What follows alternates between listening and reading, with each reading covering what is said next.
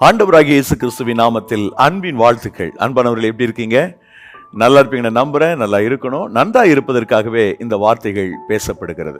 கர்த்தருடைய வார்த்தைகள் நம்மை பலப்படுத்துகிறது, ஆறுதல் படுத்துகிறது. துக்கத்தோடு இருந்தால் நம்முடைய மனதில் மகிழ்ச்சியை கொண்டு வருகிறதும் தேவனுடைய வார்த்தை தான்.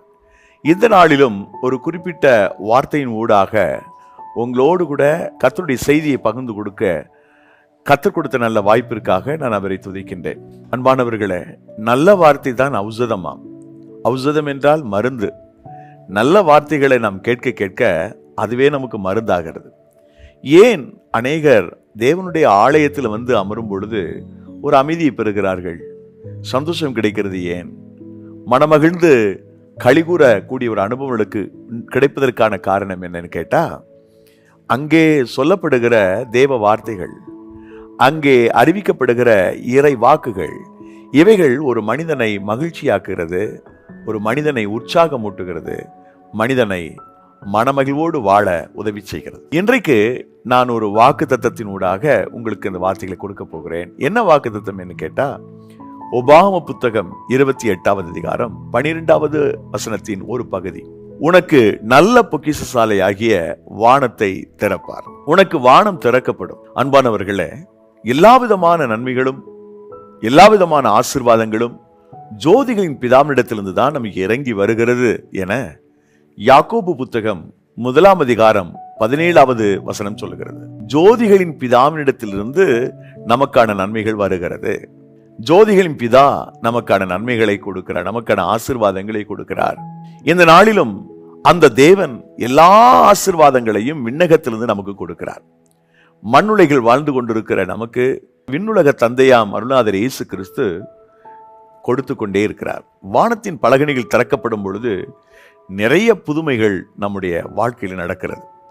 ஒரு சில காரியங்களை நான் ஞாபகப்படுத்திவிட்டு, இந்த வானம் திறப்பதற்கு நாம் என்ன செய்ய வேண்டும், இல்லாவிட்டால் இந்த வானம் அடைத்துக் கொள்வதற்கான காரணம் என்ன என்பவைகளை நாம் மனதிலே வைத்துக் கொள்ள வேண்டும். முதலாவது முகவுரையாக, வானம் திறக்கப்படுகிற போது எப்படியெல்லாம் நமக்கு நல்ல விளைவுகள் உண்டாகிறது என்பதை இப்பொழுது பார்க்க போகிறோம். முதல் கருத்தே இந்த குறிப்பிட்ட வசனத்திலே இருக்குது. நாம் கையிட்டு செய்கிற வேலையெல்லாம் ஆசீர்வதிக்கவும். நீங்க என்ன ஒரு ஜாபை நீங்க எடுத்தாலும், என்ன பிசினஸ் பண்ணாலும், அதுல ஒரு விருத்தி, அதுல ஒரு ஆசீர்வாதம், அதுல ஒரு உயர்வு கிடைப்பதற்கு வானத்தின் பலகணிகள் திறக்கப்பட வேண்டும். அவருடைய பொக்கிஷ சாலை திறக்கப்பட வேண்டும். வானம் திறக்கப்பட்டு விட்டால் பிரியமானவர்களே, உங்களுடைய ஆசீர்வாதத்தை யாரு தடை பண்ண முடியாது, உங்களுடைய ஆசீர்வாதத்தை யாரும் அபகரித்து விட முடியாது. வானத்தின் பலகணிகளை ஆண்டவர் திறக்கும் போது நம் கண்களுக்கு அது ஆச்சரியமா இருக்குது. எப்படி நடந்துச்சுப்பா, இது நடப்பதற்கான வாய்ப்பே இல்லையே, அது எப்படி நடந்துச்சு அப்படின்னு நம்முடைய மனசுல நினைச்சு ஆச்சரியப்படுவோம், கர்த்தரை துதிப்போம். கொடுத்தாலும் கடவுள் கூரையை பிச்சுட்டு கொடுத்தாருங்க அப்படின்னு சொல்லுவாங்க இல்லையா? அது மாதிரி வானம் என்கிற கூரையை அவர் பிய்த்து தம்முடைய ஜனத்திற்கு ஆசீர்வாதத்தை கொடுக்கிறார். கையிட்டு செய்கிற எல்லா வேளையிலும் நான் உன்னை வந்து ஆசீர்வதிப்பேன். நீங்க எதை செஞ்சாலும் அதுல கர்த்தருடைய ஆசீர்வாதம். சில நேரங்களில சில ஆசீர்வாதங்களுக்கு பெரும் தடை இருக்கிறதை நாம் பார்க்க முடிகிறது. பல்வேறு விடயங்களில் நாம் தோற்று போகிறோம். எடுக்கிற முயற்சியெல்லாம் ஃபெயிலியராகவே போகுது. ஒரு குறிப்பிட்ட சகோதரன் சில வாரங்களுக்கு முன்பதாக என்னை அழைத்தார். ஒரு கடனை அடைச்சிடலான்னு சொல்லி இன்னும் கொஞ்சம் கடன் வாங்கி புதிய ஒரு பிஸ்னஸை துவக்கணும் பிரதர். ஆனால் என்ன வேதனை தெரியுமா, நான் நினைச்சதுக்கு நேர்மாறாக நடந்து போச்சு. எல்லாம் நஷ்டம். இப்போ நான் பழைய கடனை அடைக்க முடியல, புது கடனை அடைக்க முடியல. இது ஒரு முறை 2 முறை இல்லை பிரதர், என் வாழ்க்கை முழுசும் நடந்துட்டு இருக்குது. நான் ஏதாவது செய்ய போனா அப்பதான் பிரச்சனை ஸ்டார்ட் ஆகுது. வழக்கில் சொல்லுவாங்க இல்லையா, மாவு வித்து பிழைச்சிக்கலான்னா காத்தடிக்குது, உப்பு வித்து பிழைச்சிக்கலான்னா மழை பெய்யுது. அந்த கதையா? நான் ஏதாவது செய்ய போகும்போது தான் ப்ராப்ளம் வருது பிரதர். இப்போ கடன் பாரம் நெருக்குது, நான் என்ன பண்ண போறேன்னு தெரியல, என்ன செய்ய போறேன்னு தெரியல என்று அவர் புலம்பினார். அவருக்கு சில சாட்சிகளை நான் அவருக்கு சொல்லிட்டு சில ஆலோசனை சொல்லி நான் ஜெபித்தேன். ஆனாலும் அவர் என்னிடத்தில் இதை பகிர்ந்து கொண்ட போது மிகுந்த மன வேதனையாக இருந்தது, மன சங்கடமாக இருந்துச்சு. மனசுல அவரை குறித்ததான பாரம் திரும்ப திரும்ப எனக்கு வந்துச்சு. பாருங்க, அவர் பேசி பல நாட்கள் ஆச்சு, ஆனா இன்னும் எனக்கு அவருடைய தொலைபேசியில பேசின அந்த விடயங்கள் ஞாபகத்துல வந்துட்டு இருக்குது. இந்த நாளிலும் ஆண்டவர் உங்களுடைய வாழ்க்கையில நீங்க தோத்து போயிட்டே இருந்திருக்கலாம். உங்க வாழ்க்கையில வெற்றி பெற முடியலையென்ற கவலைப்படுறீங்களா? ஜெயிக்க முடியலையே, மற்றவங்க கண்ணுக்கு முன்னாடி உயர முடியலையே, சத்துருக்கள் எதிராளிகள் பார்த்து எள்ளி நகையாடக்கூடிய ஒரு நிலையில தானே நான் இருக்கிறேன் என்று சொல்றீங்களா? வானத்தின் பலகணிகள் திறக்கப்படும் போது எனக்கு அன்பானவர்களே, வாழ்க்கையில நீங்கள் எதிர்பார்த்ததை விட மேலானவைகள் நடக்கும். நீங்க கடன் கொடுப்பீங்க, கடன் வாங்க மாட்டீங்க. நீ கைட்டு செய்கிற எல்லா வேளையிலும் கர்த்தர் வந்து உங்களை ஆசீர்வதிப்பார். ஒரு மிகுந்த ஆசீர்வாதத்தை, மிகுந்த மேன்மையை ஆண்டவர்கள் கொடுப்பார். நீங்கள் தேவாதி தேவனுடைய அந்த வார்த்தையின் மேல விசுவாசம் வைத்து அவரை நோக்கி பார்க்க வேண்டும். கடைசியா நம்ம என்ன செய்யறது, கடைசியா சொல்றேன்.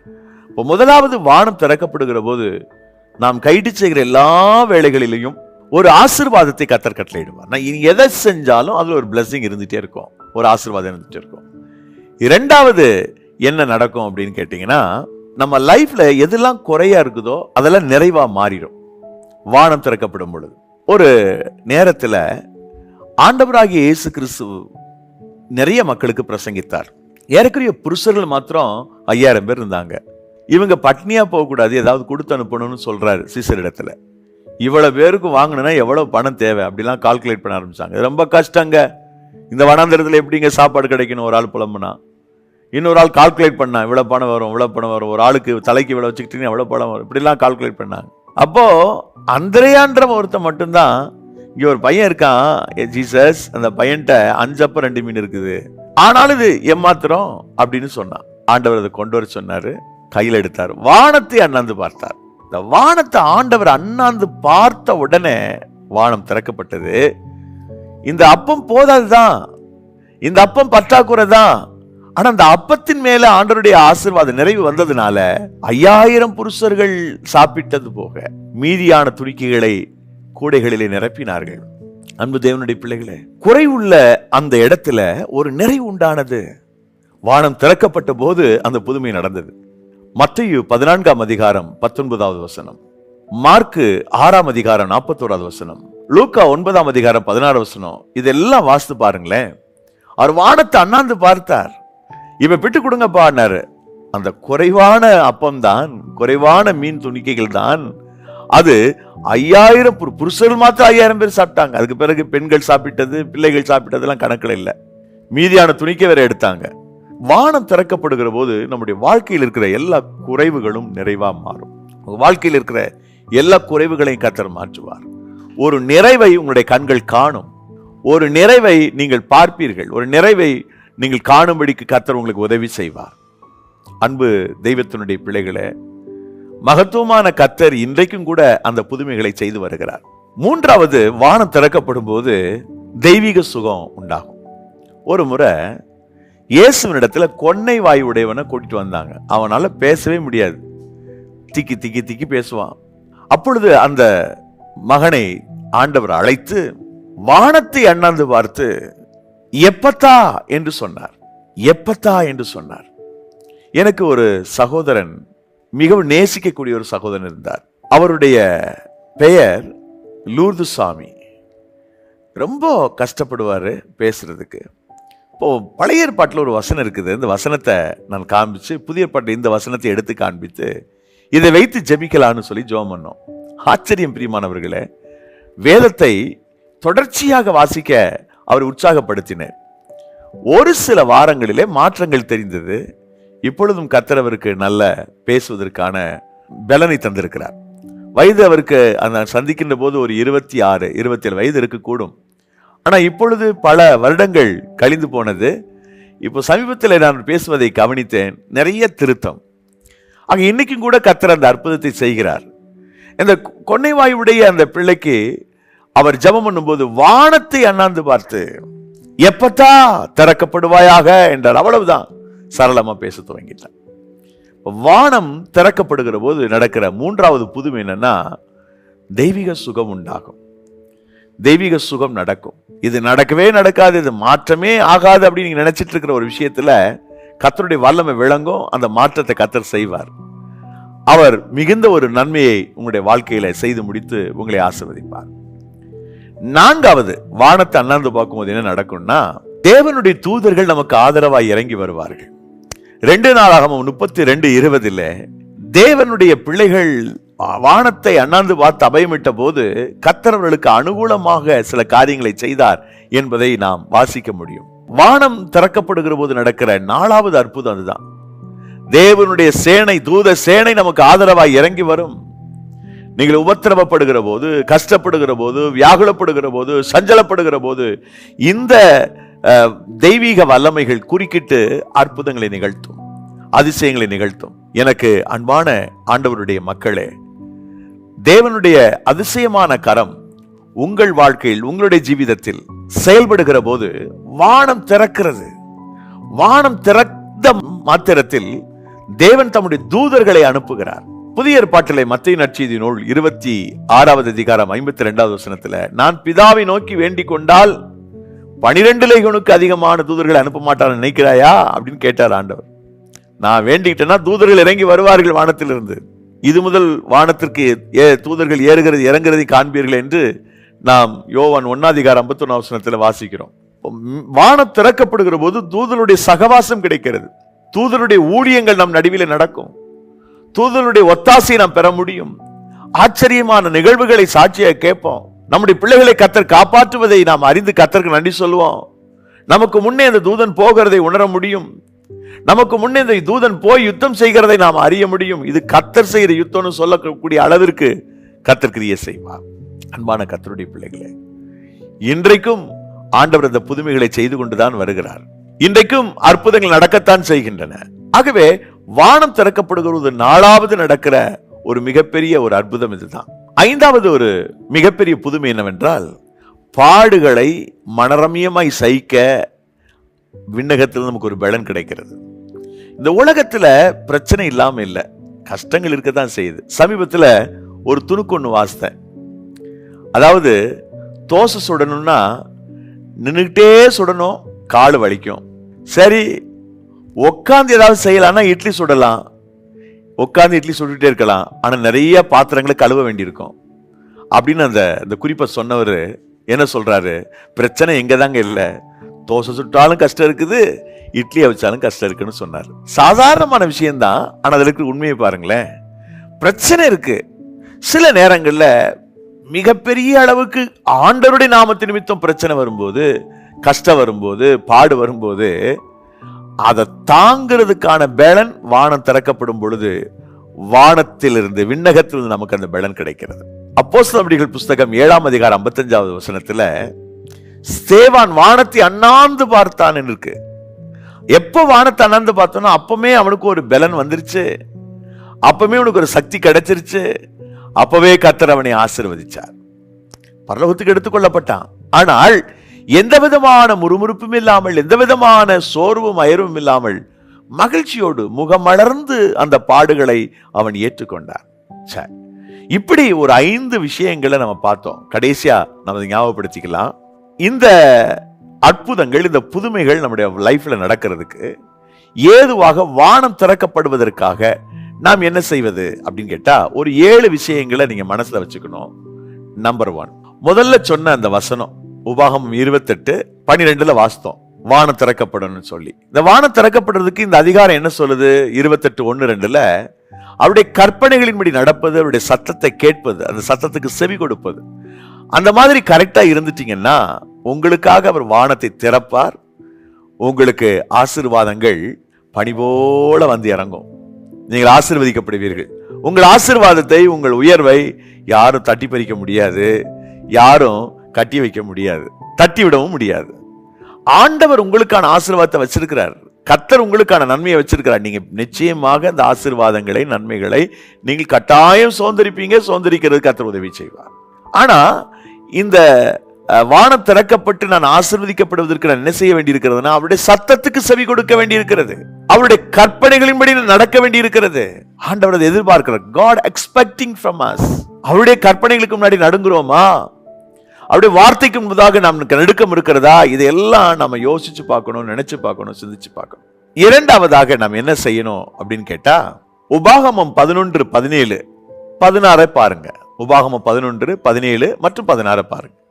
விக்கிரக ஆராதனை செய்கிற போது, தேவனுக்கு பிரியமில்லாத அந்த ஐடல் வர்ஷிப் பண்ணும்போது வானம் நமக்கு அடைக்கப்படுமா? வானம் திறக்காது. அது ஒரு சாபமாவே சொல்லி இருக்குது. விக்கிரகங்களை வழிபட்டு தேவனை விரோதிக்கிறவர்கள், தேவனுக்கு விரோதமான நிலையில் இருக்கிறவர்கள், கோபப்படுகிறவர்கள், அகங்காரத்தோடு கூட இருக்கிறவர்கள், விக்கிரகத்தை தொழுது கொண்டு சேவிக்கிறவர்கள், அவருடைய செயல்கள் நிமித்தம் கர்த்தர் வானத்தை அடைப்பாராம். அந்த காலத்துல, ஆகாபுடைய காலங்களில வானம் அடைக்கப்பட்டது ஏன்? ஜீவனுள்ள தேவனை விட்டுட்டு பாகாலை வழிபட்டாங்க. பாகால் விரும்புகிறபடி, பாகால் சந்தோஷப்படக்கூடிய அளவிற்கு அவர்கள் விழாக்கள் எடுத்தார்கள். அதனாலதான் எலியா சொல்ல வேண்டியிருந்தது, பாகால் தெய்வமானால் பாகாலை கும்பிடு, கர்த்தர் தெய்வமானால் கர்த்தரை வழிபடுன்னு சொன்னா. கர்த்தரே தேவன், கர்த்தரே தேவன் என்று முழங்கக்கூடிய அளவிற்கு ஒரு மிகப்பெரிய ஒரு அற்புதம் நடந்துச்சு. ஏன் அப்படி? அந்த நாட்கள்ல நீங்க பாத்தீங்கன்னா வானம் அடைக்கப்பட்டிருந்தது. வானம் திறக்கல, வானம் அடைக்கப்பட்டிருந்தது. என் வார்த்தை இல்லாம, நான் சொல்லாம வானமே பொழியக்கூடாதுன்னு சொல்லிட்டு போனா எலியா. அப்படியே நடந்துச்சு. தேசத்தில் பஞ்சம். ஆனால் ஸ்டில் அவங்க அந்த விக்கிரக ஆராதனை விட்டுறல, அதை பிடிச்சுக்கிட்டாங்க. அதை குறித்து கர்த்தர் ரொம்ப வேதனைப்பட்டார். புதிய ஏற்பாட்டு புத்தகம் ஒன்றில் அது தொடர்பாக ஒரு வசனம் பதிவு செய்யப்பட்டிருக்கிறது பாருங்கள். லூக்கா 4:25 எலியாவின் நாட்களிலே 3 வருஷமும் 6 மாதமும் வானம் அடைபட்டு தேசம் எங்கும் மிகுந்த பஞ்சம் உண்டாயிருந்த போது இஸ்ரவேலருக்குள்ள அநேக விதவைகள் இருந்தார்கள். 3 வருஷம் 6 மாசம் வானம் அடைக்கப்பட்டிருந்தது. வானம் அது அடைச்சிட்டார் ஆண்டவர். ஏன் இந்த வானம் அடைக்கப்பட்டதுன்னு சொன்னா, விக்கிரகத்தை தொழுது சேவிக்கிற மக்கள், பாகாலை வழிபடுகிறவர்கள், அந்த எசபேலினுடைய ஆவி மிக மோசமாய் ஜனங்களை நடத்தியது. அவபக்திக்குள்ளும் விக்கிரகாராதனைக்குள்ளும் பிசாசு கொண்டு போய் தள்ளி வச்சிருந்தான் ஜனங்களை. அதனாலதான் வானத்தை கர்த்தர் அடைச்சார். மறுபடியும் எலியா சொன்ன போதுதான் வானம் திறக்க ஆரம்பிச்சது. இப்போ வானம் திறக்கப்படாமல் அடைபட்டிருப்பதற்கான காரணம், நாம் கர்த்தருடைய சத்தத்துக்கு செவி கொடுக்கல. இரண்டாவது, விக்கிரக ஆராதனை, தேவனுக்கு பிரியமில்லாத விக்கிரகாராதனை செய்கிறோம். மூன்றாவது, இந்த ஒரு வசனத்துல 5 குறிப்பு இருக்குது. 2 நாளாகம புத்தகம் 7ஆம் அதிகாரம் 14 தாழ்த்தணும். தாழ்மை இல்லாம பெருமையோட, அகங்காரத்தோட, மனசுல ஒரு விதமான ஒரு ஜீவனத்தின் பெருமையோட நடக்கிற ஒரு மனிதன் அல்ல. தன்னை யார் தாழ்த்துகிறானோ, தன்னை யார் விட்டு கொடுக்கிறானோ, அந்த மனுஷனுக்கு கர்த்தர் தம்முடைய வானத்தை திறப்பார். இத 2 நாளாகமும் 7ஆம் அதிகாரம் 13 பார்க்கலாம். 14 தான் அந்த சொல்றார், தாழ்த்தி, என் நாமம் தெரிவிக்கப்பட்ட என் ஜனங்கள் தங்களை தாழ்த்தணும். குலப்பெருமை, கோத்திரப்பெருமை, தனித்திறமை, அந்த இது அது இதுன்னு எந்த இடத்துல இல்ல, எந்த காரியத்துல எல்லாம் உங்களுக்கு ஒரு பெருமை இருக்குதோ அதெல்லாம் தூக்கி போட்டு உடைச்சிருங்க. மனசை லகுவாக்குங்க, ஆண்டவர் நோக்கி பாருங்க. மூன்றாவது, 4வது அதே வசனம் 2 நாளாகமம் 7:14 சொல்லுது, ஜெபம் பண்ணி, ஆண்டவர் நோக்கி நீங்க ஜெபம் பண்ணுங்க. கர்த்தருடைய முகத்தை நோக்கி பார்த்து ஜெபம் பண்ணுங்க. பாருங்க, வானத்தை அண்ணாந்து பார்த்து கர்த்தரை ஸ்தோத்திரிச்சார் இயேசு கிறிஸ்து. இந்த ஊமையை திறக்கும் போதும், வாயை திறக்கும் போதும் வானத்தை அண்ணாந்து பார்த்து எப்பத்தான்றாரு. இப்ப ஜெபம்ன்றது ரொம்ப முக்கியம். பிரேயர்ன்றது ரொம்ப முக்கியம். உங்க வாழ்க்கை மாறணுமா, உங்க சூழல் மாறணுமா, உங்க தரித்திரமான வாழ்க்கை கர்த்தர் ரிமூவ் பண்ணணும்னு விரும்புறீங்களா? Dear brother and sister, God will help you, God will support you. நீங்க ஆண்டவர் நோக்கி பாருங்க, அவருடைய முகத்தை நோக்கி பார்த்து ஜெபம் பண்ணுங்க. ஆண்டவரே, எனக்கு இந்த அற்புதத்தை செய்யுங்க, இந்த மாற்றம் எனக்கு உண்டாகட்டும். ஒரு பெரிய சவால் நிறைஞ்ச வாழ்க்கைக்கு முன்பதாக நிற்கிறேன் ஆண்டவரே, என்னை அச்சுறுத்துகிறது கோலியாத்து மாதிரி, ஆனா என்னை தாவீது மாதிரி கொண்டு நிறுத்தி இருக்கீங்க, நான் எல்லாத்தையும் ஜெயிப்பேன் அப்படின்னு சொல்லுங்க. கன்ஃபஸ் பண்ணுங்க, ஜெபம் பண்ணுங்க, அறிக்கை பண்ணுங்க, விசுவாசத்தோட பேசுங்க. அப்போ மிகப்பெரிய மாற்றங்களை நீங்கள் உங்களுடைய வாழ்க்கையில பார்ப்பீங்க. கர்த்தர் உதவி செய்வார். 5வது பாயிண்ட் அதே வசனம் தான், 2 நாளாகமம் 7:14. முகத்தை தேடுவது, அவருடைய முகத்தை தேடுவது. எப்போ ஒரு ப்ராப்ளம் உங்களுக்கு வருது அப்படின்னு சொன்னா, ப்ராப்ளத்தை பார்க்காதீங்க, இந்த பிரச்சனையை முடிச்சு வைக்கிற தேவனை பாருங்க. அவருடைய முகத்தை தேடுங்க. ஆண்டவரே, முகத்தை நோக்கி பார்க்கிறப்பா. ஒரு பெரிய தொழிலதிபர், அவர் ஒரு வியாபார பொருளை உற்பத்தி செய்து தமிழகமெங்கிலும் அனுப்பினார். அந்த வியாபார பொருள் குறுகிய காலத்துல ஒரு பெரிய டாப் லெவல்ல போயிடுச்சு அதனுடைய பிசினஸ். அப்போ அந்த பொருளை நான் ஊழியம் செய்கிற ஒரு மாவட்டத்துல அளவில் இந்த பொருட்களை வாங்கி விற்பதற்கான டீலர்ஷிப் எனக்கு கிடைக்கணும் பாஸ்டர், உங்களுக்கு அவரை தெரியும் தானே, என்னை கூட்டிட்டு போங்க. நான் அவரை பார்க்கறதுக்கா போயிருந்தேன். அவரை பார்க்க போயிருந்த போது அந்த மனுஷன் மிகவும் அன்பா நடந்து கொண்டார். ஒவ்வொரு விஷயத்துக்கும் அவர் தேவனை நோக்கி பார்க்கறத நான் உணர முடிஞ்சது. சின்ன சின்ன விஷயத்துக்கு கூட ஜெபம் பண்ற ஒரு சகோதரர். ஏன் அப்படி ஒரு கஷ்டமான நிலையிலிருந்து அவர் ஏன் மேல வந்தார் அப்படின்னு கேட்டா, ஆண்டவருடைய முகத்தை தேடுறது. நலம் போலம் எதுனாலும் சரி, ஆண்டவரே அவர் முகத்துக்கு முன்னாடி போயிடுறது. அப்படி யாரெல்லாம் அவருடைய முகத்தை நோக்கி பார்க்கிறீங்களோ, வானத்திலிருந்து பரலோக தேவன் உங்களை நோக்கி பார்ப்பார். நீங்கள் அவர் நோக்கி பார்க்கக்கூடியவர்களா இருந்தால் அவர் உங்களை பார்ப்பார். உங்களுக்கான ஆசீர்வாதங்களை கொடுப்பதற்கு அவர் இறங்கி வருவார். 5வது அதே வசனம் தான், 2 நாளாகமம் 7:14-13. பொல்லாத வழி விட்டு திரும்பணும். நீங்க எப்போ உங்களுடைய மனசுல இது வழி தவறான வழி, பொல்லாத வழி நீங்க ஃபீல் பண்றீங்களோ, அப்பவே அதுக்கு அந்த அந்த அந்த உணர்வுக்கு மதிப்பு கொடுத்து உங்களை தாழ்த்தி, நான் தப்பு பண்ண மாட்டேன், சரியா இருப்பேன், உண்மையா இருப்பேன் அப்படின்னு சொல்லி உங்களை விட்டு கொடுத்துட்டீங்கன்னா, மனம் திரும்பிட்டீங்கன்னா, அவர்கிட்ட உங்களை சப்மிட் பண்ணிட்டீங்கன்னா, அவர் உங்களுக்காக வானத்தின் கதவுகளை திறப்பார். பலகணிகள் திறக்கப்படும், நீங்கள் ஆசீர்வாதம் பெறுவீர்கள், கர்த்தர் உங்களை உயர்த்துவார். தேவனுடைய இந்த நன்மையை நீங்க பார்க்க முடியும். முகத்தை தேடுங்க. பிறகு பொல்லாத வழி, கில்ட்டி கான்சியஸ் ஏற்படுத்தக்கூடிய மோசமான வழி உணர்வுகள், குற்ற மனசாட்சி, இதெல்லாம் தூக்கி தூர எறிஞ்சிடணும். அப்படி செய்யும் பொழுது வானம் திறக்கும், நமக்கான புதுமைகள் நடக்கும். கடைசியாக, இறுதியாக, 7வதாக பாவங்களை அறிக்கையிட்டு அவரோடு ரீகன்சிலேஷன் பண்ணுவது, ஒப்புரவாவது. 2 நாளாகமம் 6:26, 1 ராஜாக்கள் 8:35. இந்த வசனங்களை ஞாபகத்தில் வைத்துக் கொள்ளுங்கள். பாவங்களை அறிக்கையிட்டு ஜெபம் பண்ணும் போது, பாவங்களை விட்டு விடுகிற போது, பாவங்களுக்காய் மனம் திரும்புகிற போது, அவர் வானத்தை திறக்கிறார் நம்மை ஆசீர்வதிக்கும்படி. அன்பானவர்களே, வானம் திறக்கப்படும் பொழுது என்ன புதுமைகள் நடக்கின்றன? நாம் கைட்டு செய்கிற வேலையெல்லாம் கர்த்தர் ஆசீர்வதிப்பார். நம்முடைய குறைவுகள் நிறைவாகும். வானத்தின் தூதர்கள் நமக்கு பணி செய்ய இறங்கி வருவார்கள். கூடவே தெய்வீக சுகம் உண்டாகும். வானம் திறக்கப்படுகிற போது தெய்வீக சுகம் உண்டாகும். கிறிஸ்துவின் நிமித்தம் அவருடைய பாதையிலே சிட்சையை சகிப்பதற்கான வலிமையை கர்த்தர் கொடுக்கிறார். அன்பானவர்களே, வானம் திறக்கப்படுகிற போது ஏராளமான ஆசீர்வாதங்கள் நமக்கு வருகிறது. நிறைய நன்மைகளை கர்த்தர் செய்கிறார். வானம் திறக்கப்படுகிற போது புதுமைகள் நடந்து கொண்டே இருக்கும்.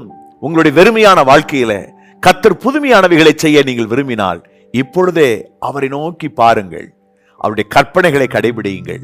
அப்புறம் பாருங்க, உங்க வாழ்க்கை மிகவும் பிரகாசமாயிருக்கும். அன்பானவர்களே, தெய்வத்தினுடைய அந்த ஆசீர்வாதத்தை நீங்கள் பெற்றுக்கொள்ள தேவன் அருள் புரிவாராக. ஜெபிக்கலாம். நேசிக்கிற எங்கள் பரலோக தந்தையே, இந்த ஆசீர்வாதமான இனிய வேளைக்காக நன்றி. உடைய கரத்தில் ஒப்புக் கொடுக்கிறோம். இந்த நாளிலும் இந்த வார்த்தைகளை கேட்டுக் கொண்டிருக்கிற, பார்த்து கொண்டிருந்த ஒவ்வொரு பிள்ளைகளையும் மீது ஆசீர்வதியும். ஒவ்வொரு மேலும் தேவனுடைய தெய்வீக பரிசுத்த பிரசன்னம் இருக்கட்டும். தேவனுடைய வாழ்வில் இருக்கிற குறைகள் எல்லாம் மாறுவதாக ஒரு நிறைவான பலன் உடைய பிள்ளைகளுக்கு உண்டாகட்டும் என்று ஜெபிக்கிறேன். Lord, bless them Jesus. நீர் இப்படி செய்கிறதற்காக நன்றி. எல்லா துதி கன மகிமை யாவும் ஒருவருக்கே செலுத்துகிறோம். இயேசு கிறிஸ்துவின் இன்ப நாமத்தில் ஜெபிக்கிறோம் ஜீவனுள்ள நல்ல பிதாவே, ஆமென். இதுவரை பொறுமையோடு இந்த வார்த்தைகளை கேட்டதற்காக நன்றி. அன்பானவர்களே, 1 நிமிட வாக்குத்தத்தம் வாட்ஸ்அப்ல அனுப்பி வைக்கப்படுகிறது. 1 நிமிஷம் தான். காலை எந்திரிச்ச உடனே நீங்க கேட்டுட்டு வேலையை ஆரம்பிக்கிற மாதிரி. அதுக்காக பைபிள் வாசிக்க வேண்டாம்னு நினைச்சிடக்கூடாது. பைபிள் வாசிங்க. ஆனா படுக்க விட்டு எந்திரிக்கும் போது வசனத்தை நீங்க கேட்கணும் அப்படின்றது தான் அனுப்பி வைக்கிறோம். 60 செகண்ட்ல முடிஞ்சிடும். இந்த வாக்குத்தத்தம் வாட்ஸ்அப்ல நீங்க பெற விரும்பினா இந்த எண்களை குறித்துக் கொள்ளுங்கள். 9600662466. இந்த எண்ணுக்கு வாக்குத்தத்தம் தேவை அப்படின்னு தமிழ் அடிக்கலாம். ஆங்கிலத்தில் நீட் ப்ராமிஸ் அடிச்சு உங்களுடைய பெயர் மற்றும் மாவட்டத்தினுடைய பெயரோட ஒரு மெசேஜ் போடுங்க. வாக்குத்தத்தம் உங்களுக்கு தொடர்ந்து வரும். ஆங்கிலத்தில் எனக்கு வேணும் அப்படின்னு கேட்டீங்கன்னா 9943921251 இந்த எண்ணிற்கு நீட் ப்ராமிஸ் டெக்ஸ்ட் பண்ணுங்க, including your name and also district name. இந்த வார்த்தைகள், வசனங்கள் உங்களுக்கு ரொம்ப பிரயோஜனமா இருக்கும். God bless you. Praise the Lord.